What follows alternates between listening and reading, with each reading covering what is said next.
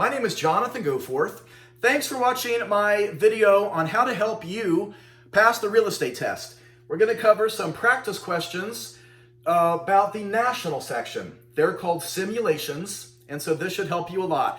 I have my salesperson's license and also my broker's license. I passed the test the first time on both of those. And so let's jump right in. Please subscribe to my real estate channel. All of my videos are going to help you sell more homes. This video and a couple others, as I find more questions to help you practice, are going to help you get started and pass the test. Let's jump right in. Let's start the simulation. So a simulation is a story. It's a storyline that's going to unfold with 3 questions or 4 questions per example.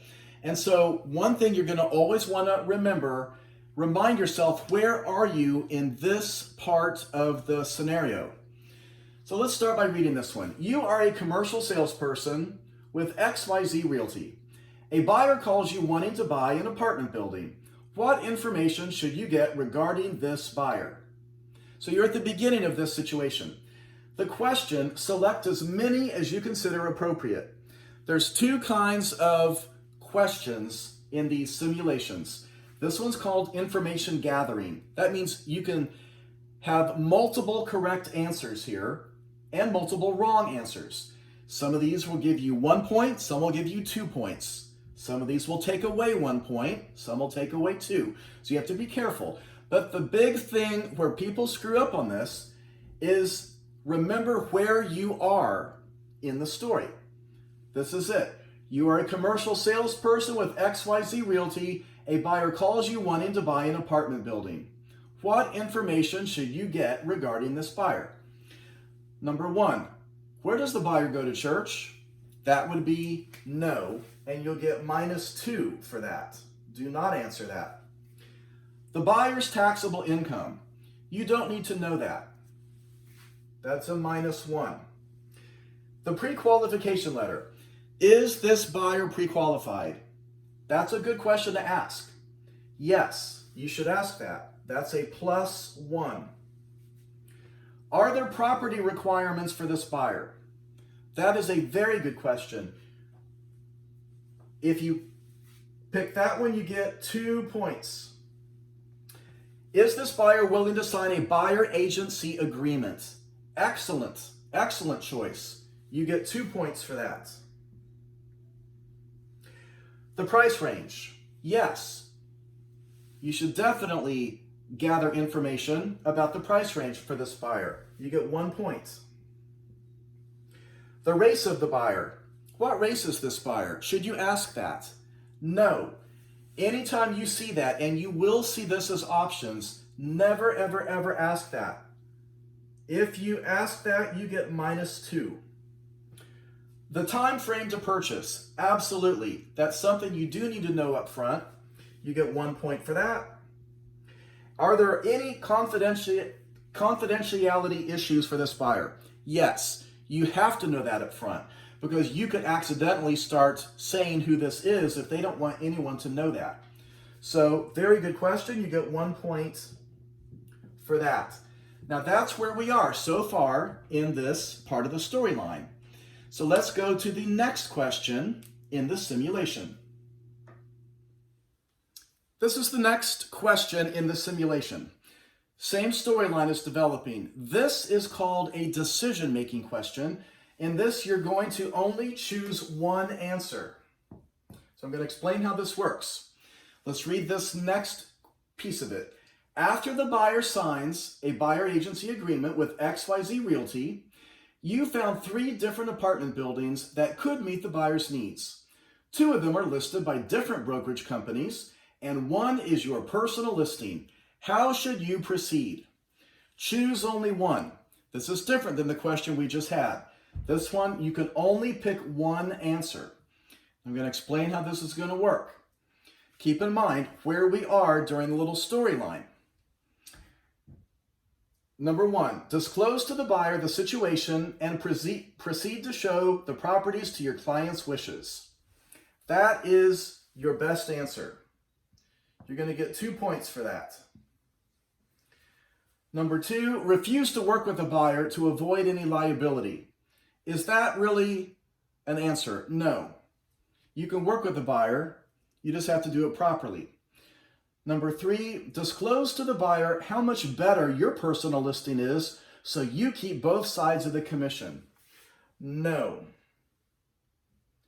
This is a -2, this is a -1. Number 4, call your broker and an attorney to discuss any possible legal issues. This is where they're going to trick you up a little bit on these questions. Is that a possible correct answer? Yes, it is. If you pick that, you're going to get 1 point. Now, this is how this question works.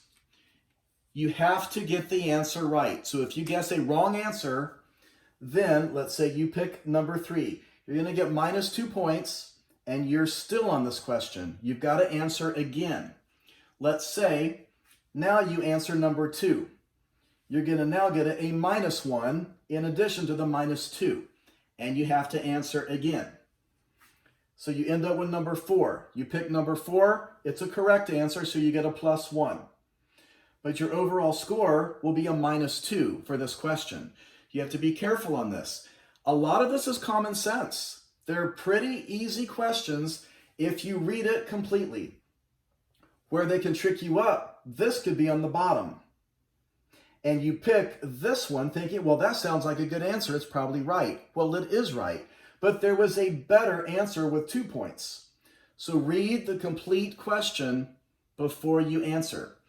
Keep in mind, if you answer wrong, you can't change it. You just lost those points, and now your heart starts racing. You start sweating a little bit because you know you got it wrong. Now you got to answer it again. So it's kind of a neat question because it's also common sense if you read the whole question. Let's go to the next one. After viewing the properties, the buyer decides to make an offer on one of the properties listed by a different brokerage. The buyer wants to make sure a due diligence time frame is in the offer. What other items would be appropriate for you to discover and discuss before the buyer makes the offer?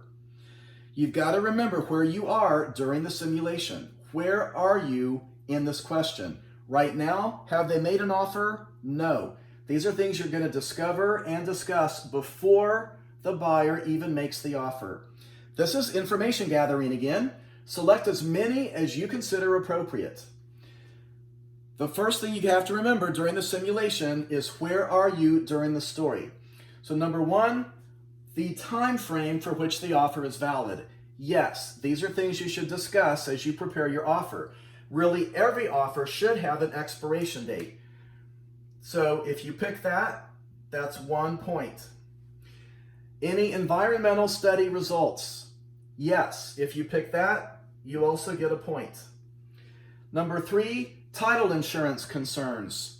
No. Now you probably just thought, oh, that should be correct. But remember where you are in the story. You haven't even gone under contract. There's no title work yet. The title company doesn't have a contract.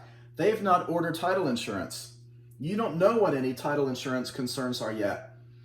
So if you pick that by mistake, and a lot of people will, you're going to get -1.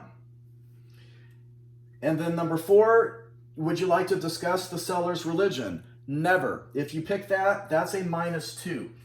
Anything that is a fair housing violation or something like that, or anything that violates any protected class, never pick that. But let's talk about number 3. Let's say there's something on there in the information gathering section because you know there's going to be multiple correct answers.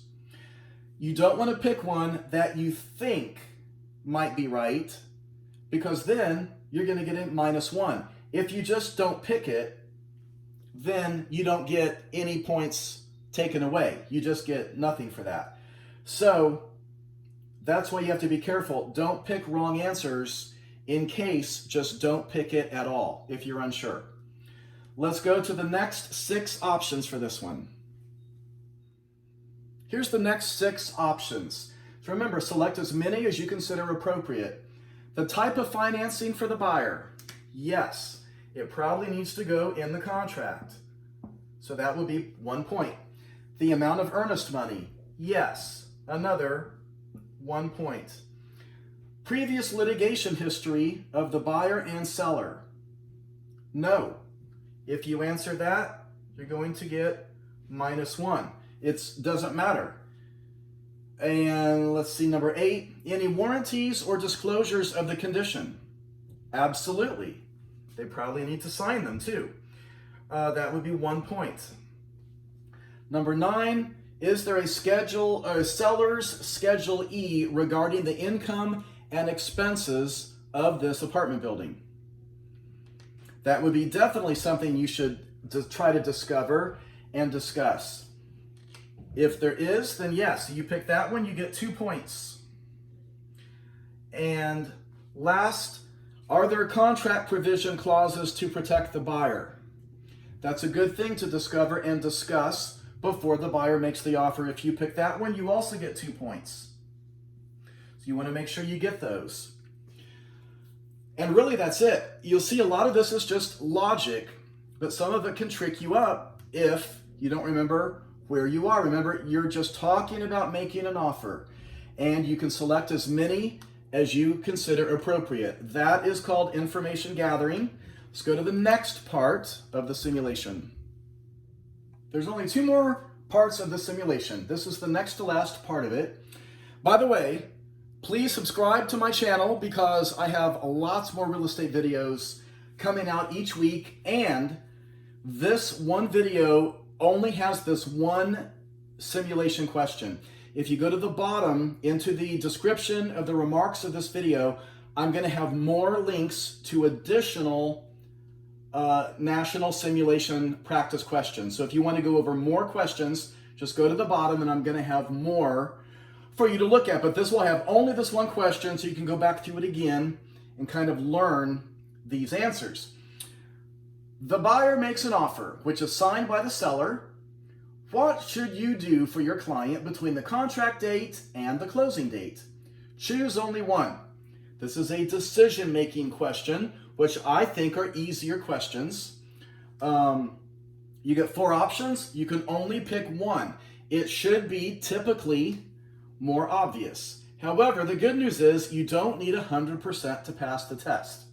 So, number 1, have the buyers make a backup offer on one of the other properties in case this falls through. That could be picked by a lot of people, but that's the wrong answer.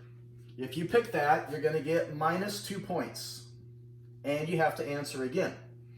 Or number 2, have the listing agent take care of the details for closing. No, that would be a -1. Number 3, keep in contact with the buyer regarding loan approval, title search, inspections, and proceed to closing. That is your correct answer. You get +2 for that. Or number 4, tell the buyer that their attorney must take over the process regarding closing. Nope, that's a -1. Now remember, if you miss it, then you're going to have to answer again. So, always read. If you think this is correct, make sure you read number 4, just in case this is correct. But if number 4 was a more correct answer, you could get 2 points. Sometimes you might only get 1 correct point, like on the previous one. This is our last part of the simulation. So thanks for watching the video, and please subscribe to my real estate channel. After you pass your real estate test, then you're going to be a successful real estate agent quickly.